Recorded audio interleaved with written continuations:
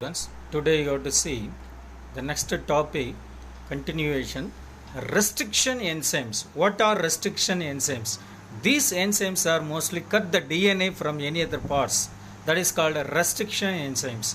Here there are two types of enzymes are there. These are responsible for restricting the growth of bacteria phage in Escherichia coli, that is E. coli bacteria. These are mostly isolated in the year 1963. Here, two enzymes responsible for restricting the growth of bacteria phage. What do you mean by bacteria phage? Here, it will affect the bacteria. There is a virus, it will affect the bacteria, that is called bacteria phage.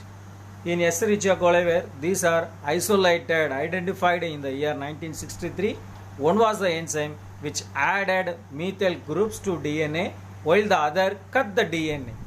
It will add the methyl groups to DNA. Then the other one is it will cut the DNA at the any parts. That are the two enzymes.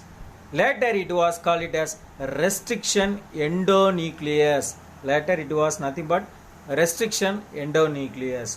Okay.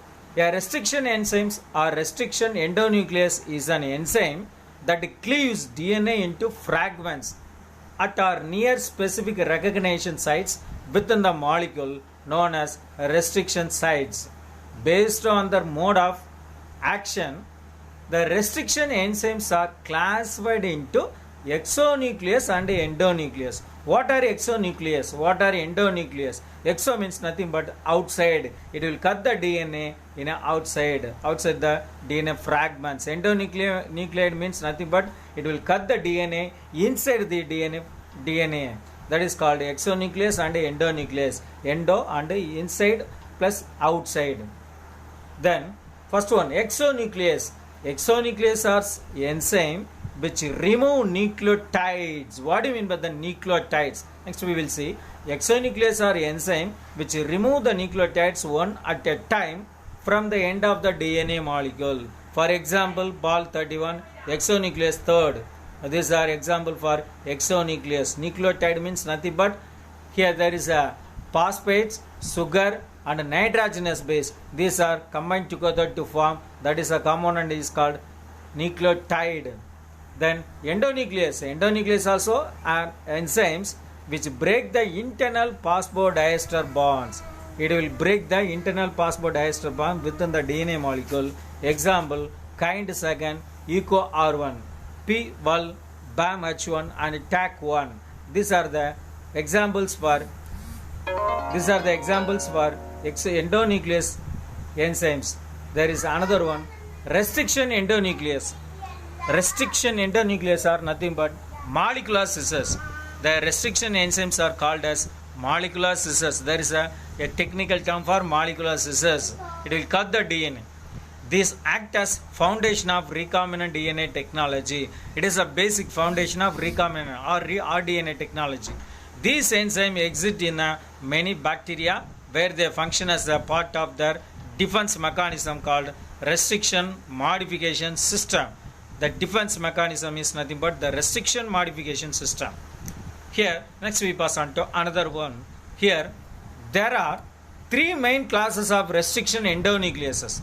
There are three main classes of restriction endonucleases. First one is type 1 and type 2 and type 3. These are the three restriction endonucleases which differ slightly by their mode of action.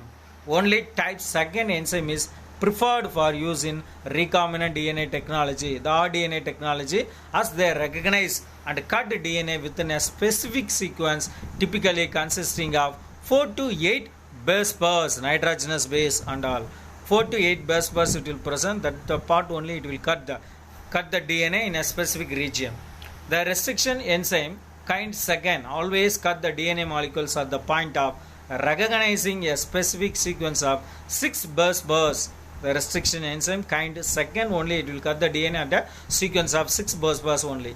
This sequence is known as recognition sequence. Today, more than 900 restriction enzymes have been isolated.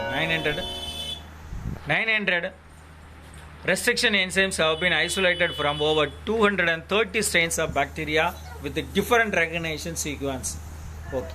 This sequence is referred to as the restriction site, and it is generally palindromic, which means that the sequence in both DNA strands at this site read same in 5' to 3' direction and in the 3 to 5' direction. Example, Malayalam. This phrase is read the same in either of the direction, 5' to 3'.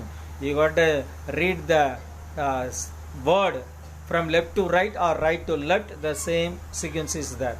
That is called palindromic. The same way 5' to 3', 3' to 5'. So restriction endonuclease is named by the standard procedure. There is a standard procedure is that. Then only that the procedure only you can naming the enzymes, the restriction endonuclease. This first letter of the enzymes indicate the genus name. The first letter it will indicate the genus name, followed by the first two letters of the species name. Then comes the strain of the organisms, and finally a Roman numerical indicating the order of the discovery. For example, Eco R1 is from Escherichia coli, E. coli. Escherichia coli E, coli means CO, strain RY 13 R, and first endonuclease first to be discovered. There is a standard procedure, then only it will named. The exact kind of cleavage produced by a restriction enzyme is important in the design of a gene cloning experiment. Some cleavage both strands of DNA through the center, resulting in blunt or flush end. These are known as symmetric cuts. Blunt ends are there, and also the flush ends are there. These are known as symmetric cuts. Some enzymes cut in a way producing protruding and recessed ends known as a sticky or cohesive ends. Such cuts are called staggered or asymmetric cuts also there. You can see the diagram. Then what are the flush end and blunt end are also there. GAATTC, CTTAG is there. That is called a blunt ends are there. Here you can see sticky ends are there. There is a L-shaped structure it will present, that is called a sticky end, and also this one is a blunt end. It is also the blunt end also there, sticky and blunt ends. Two other enzymes that play an important role in recombinant DNA technology are DNA ligase and alkaline phosphatase. There are two enzymes that are play an important role in recombinant DNA technology are DNA ligase and alkaline phosphatase. Here first one, DNA ligase. DNA ligase enzyme joins the sugar and phosphate molecules of double-stranded DNA with 5' to 5' phosphate group and 3' OH group in an adenosine triphosphate dependent reaction. This is isolated from T4 page. You can see the diagram. Then what is the reaction of this DNA ligase? DNA ligase reaction, DNA strand OH group 3' and DNA strand 5'. Here 2 phosphate and DNA ligase is there, ATP, adenosine triphosphate, NAD, adenosine monophosphate is there in a right side. Here DNA strand 3' and DNA strand 5' is there. In a phosphodiester bond is there. A new 3 to 5', a phosphodiester bond is also attached to this one. So DNA ligase reaction it will occur.